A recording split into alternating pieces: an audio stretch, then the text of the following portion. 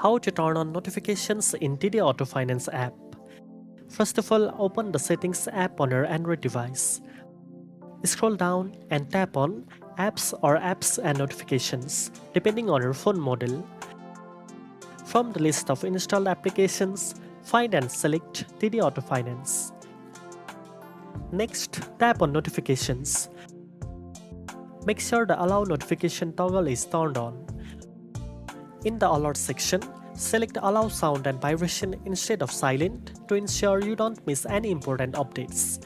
Once you have done this, simply exit the settings. Notifications for the TD Auto Finance app will now be active and you will receive alerts like payment reminders and account updates directly on your device. Now you know how to turn on notifications in the TD Auto Finance app using your phone settings. If you found this video helpful, don't forget to like, share and subscribe for more finance tips. Thanks for watching and I'll see you in the next one.